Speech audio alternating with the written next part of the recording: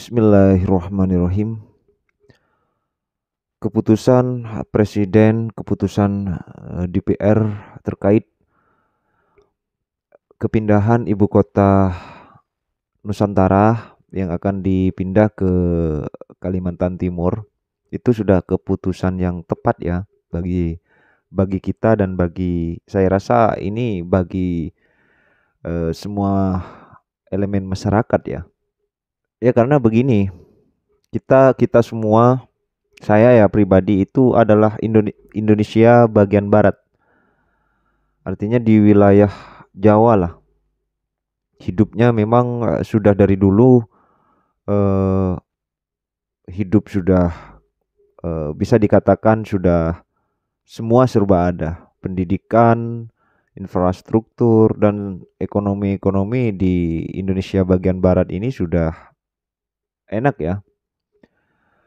Nah, mungkin mungkin ya Indonesia bagian barat ini akan menjadi masa lalu bagi Indonesia.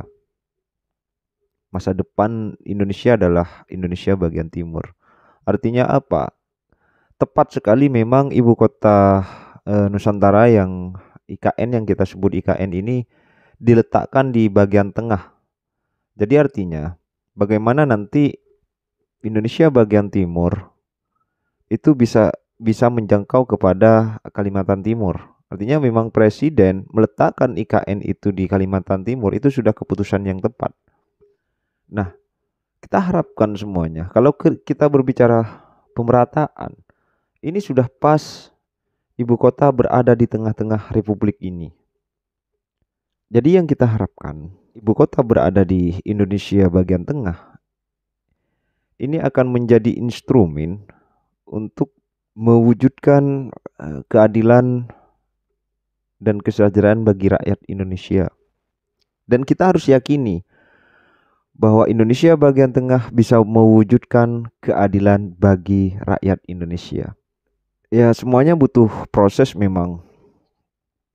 Tapi minimal nanti ketika ibu kota Nusantara ini sudah dipindah, ini perhatian semakin meningkat kepada Indonesia bagian timur, di mana pendidikan di sana semakin meningkat, kehidupan sebagaimana yang sudah seperti yang sudah dirasakan oleh Indonesia bagian barat, khususnya di Jakarta ini ya. Jadi nanti kepindahan ibu kota ini akan berdampak yang memang berdampak luar biasa ya bagi orang-orang di sana, bagi orang-orang Kalimantan, bagi orang-orang yang Sulawesi dan sebagainya, Indonesia bagian timur di sana. Itu suatu kebanggaan bagi kita rakyat Indonesia, khususnya saya pribadi. Saya tidak akan mengatasnamakan rakyat. Khususnya saya pribadi, saya punya kebanggaan tersendiri meskipun nanti itu tidak sempurna di IKN, tidak seperti Jakarta dan sebagainya. Tapi minimal ya semuanya memang butuh proses. Tidak ada yang serba dadakan dan sebagainya. Tidak segampang membolak-balikan telapak tangan katanya Bang Deddy Sitorus tadi. Tapi minimal kita harus usaha. Pak Jokowi sudah melakukan yang terbaik. Kalaupun nanti hasilnya itu tidak memuaskan, ya namanya juga ini ibu kota bukan kota ya. Ini ibu kota suatu memang lambang dari suatu negara. Ya memang butuh proses yang lama, bisa sampai 20 tahun. Tapi kita melihat di Jakarta sekarang ini memang tidak maksimal dan sudah terlalu padat. Itu. Ya, mari kita simak video singkat dari saya. Jangan di skip. Kan baru 2 tahun 3 tahun ini sebuah mimpi besar jangka panjang, proyek jangka panjang, mungkin 15 tahun, mungkin 20 tahun. Jadi jangan membayangkan apa kita upacara 17 Agustus itu sudah jadi semuanya. Tidak seperti itu, banyak yang baru menurut saya. Tidak, paling nanti di 17 Agustus ini kalau dihitung semuanya secara keseluruhan mungkin 15%. Masih memerlukan investasi, masih memerlukan investor dari dalam maupun luar. Itu yang sedang kita kejar. Kalau pemerintahan kan memang kewajiban dari gedung pemerintahan, Istana Presiden, Wakil Presiden, kami itu 100% dari. Nanti pada Juli ini sudah akan selesai. Jadi kantor Presiden, Istana Presiden, kantor-kantor Menko yang 4 lantai dari 4 tower, 3 lantai sudah siap, hingga bahkan nanti dipakai untuk para petugas dan peserta upacara. Jadi insya Allah 15 Juli ini rencananya air minum sudah bisa masuk ke IKN, nanti tanggal 19 akan cek ke sana. Rumah Menteri dari 36 mudah-mudahan akan selesai Juli ini. Jadi intinya insya Allah prasarana untuk kesiapan 17 Agustusan sudah siap.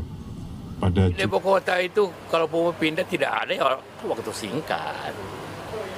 Brazil butuh 20 tahun. Di kota lain juga hampir seperti itu. Tidak ada yang mau 5 tahun langsung pindah, tidak ada kok. Apalagi negara kesatuan. Kita kembali berpikir secara realistis lah, ya. Mungkin Presiden Jokowi berharap, bermimpi, punya keinginan supaya sebelum dia turun dari kursi ke presiden bisa berkantor di sana, kan gitu nih. Tapi sepertinya sesuai target itu tidak akan tercapai. Diyakinkan dengan Pak Jokowi bisa 2 kali dalam sebulan pergi ke sana, ya bawa menteri-menteri nginap di sana, bikin konser di sana. Itu kan untuk meyakinkan publik bahwa ini akan terjadi, siap kan? Tapi kan ternyata tidak terjadi gitu. Jadi kalau saya sih sejak awal memandang bahwa yang namanya membangun kota baru, apalagi ibu kota, dari awal, itu dari nol. bukan Bandung Bondowoso, Pak. Ini bukan proyek Lara Jonggrang. Karena untuk membangun satu ibu kota, jangankan ibu kota, kota biasa saja, itu perlu ratusan tahun, Pak. Dulu pernah diingat. Keputusan Pak Presiden dan DPR itu sudah sangat-sangat tepat.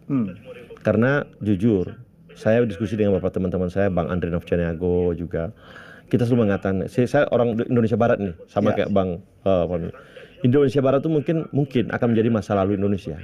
Masa depan Indonesia itu adalah wilayah timur. Karena masih banyak sumber daya alam kita, sumber daya yang belum tergali di sana. Jadi kalau ingin membangun pemerataan Indonesia, ya harus dari tengah. Artinya motornya ke tengah gitu. Nah, tengah-tengah itu adalah Kalimantan Timur. Nah, disinilah kita yakini nanti ibu kota Nusantara ini akan menjadi instrumen untuk mewujudkan keadilan sosial bagi seluruh Indonesia. Karena perhatian dari timur pun akan bisa ditingkatkan nanti ke depan.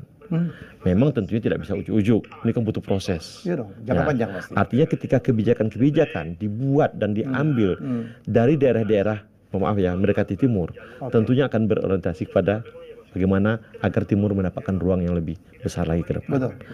Bahwasanya Indonesia Barat sudah berkembang itu adalah fakta. Ya, tetapi sekali lagi masa depan Indonesia itu ada di timur nanti ke depan. Nah, itu kenapa proses pengambilan kebijakannya ya harus dilakukanlah di wilayah-wilayah yang betul-betul merasakan secara alami seperti apa gitu. Tidak mudah loh membangun wilayah timur itu. Infrastrukturnya masih terbatas. Masyarakatnya belum mendapatkan ruang untuk mendapatkan pendidikan yang baik seperti Barat. Nah, itu kenapa kebijakan Bapak Presiden itu sangat-sangat tepat sekali. Memang butuh proses. Artinya pemerintah daerah, provinsi, kabupaten yang berada di wilayah timur, tengah, ayo dong kita berkolaborasi.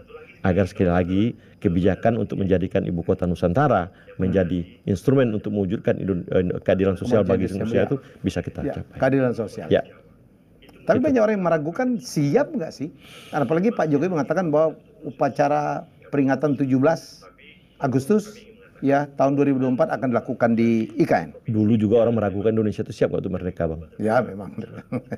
Orang meragukan dulu. Kita cuma ada yang babu runcing dulu. Akhirnya kita bisa menjadi negara yang sekarang diperhatikan dunia.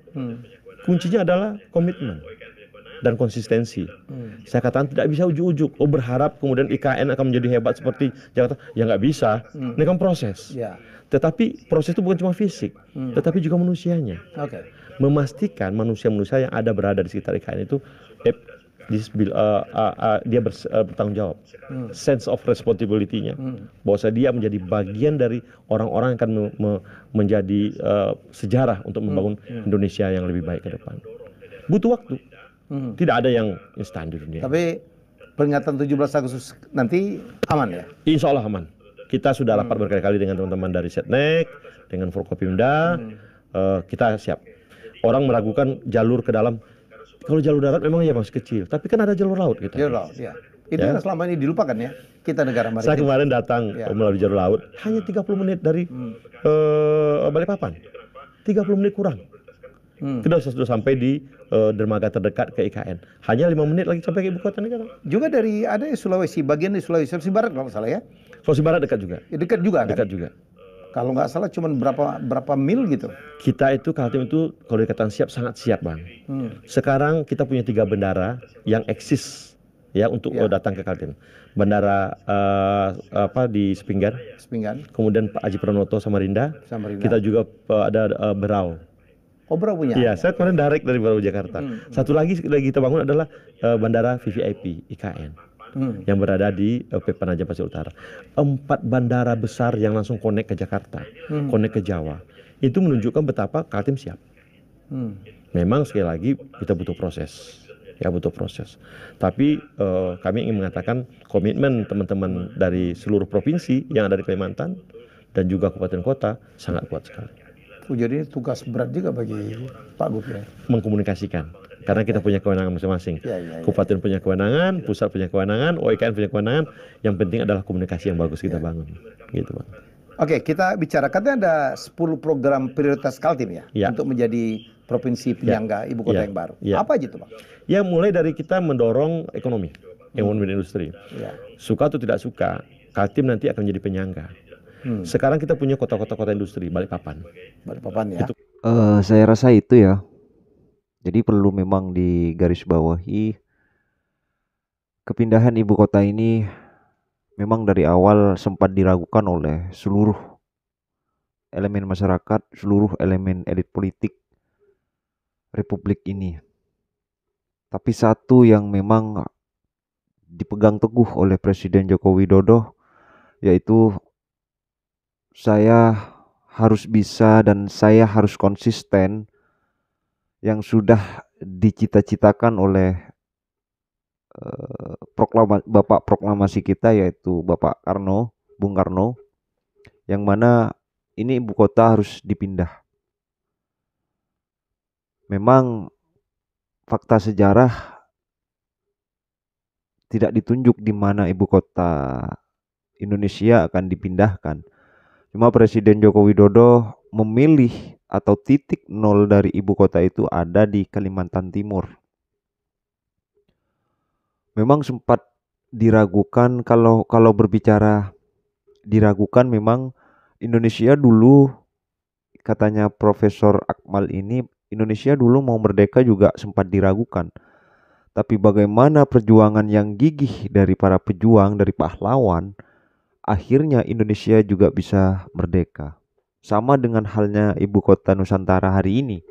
Banyak memang masyarakat, rakyat, elit politik juga meragukan bahwa IKN ini bisa selesai tidak menjadi proyek yang mangkrak. Tapi siap tidak siap, kita harus siap. Semuanya butuh proses, asalkan kita tetap komitmen dan konsisten. Inilah yang dipegang oleh Presiden Joko Widodo sampai hari ini. Yang penting saya konsisten membangun ibu kota Nusantara. Meskipun Presiden Joko Widodo banyak hujatan sekali bahwa IKN tidak akan sukses, IKN atau ibu kota tidak akan terbentuk, ibu kota Nusantara akan menjadi proyek-proyek yang mangkrak. Tapi buktinya hari ini Presiden Joko Widodo membuktikan semuanya bahwa ini akan berjalan. Saya akan konsisten, saya akan berkomitmen bahwa ibu kota Nusantara harus tetap terbangun. Sampai hari ini Presiden Joko Widodo masih bolak-balik kepada negara-negara asing, Unit Emirat Arab. 2 kali Presiden langsung bertolak kepada negara Timur Tengah. Itu artinya Presiden Joko Widodo memang sangat serius untuk membangun ibu kota Nusantara. Demi apa? Demi kesejahteraan, demi keadilan sosial bagi rakyat Indonesia dan demi pemerataan Republik ini. Jadi benar yang dikatakan Profesor Akmal, Indonesia bagian barat akan menjadi masa lalu bagi bangsa ini. Dan Indonesia bagian timur akan menjadi masa depan yang lebih cerah di Republik ini. Jangan lupa untuk di-subscribe, like, dan tulis komentar kalian. Tetap menjaga salam santuy, tetap menjaga perdamaian dimanapun kalian berada, dan tentunya jangan lupa tetap jaga kesehatan. Assalamualaikum warahmatullahi wabarakatuh.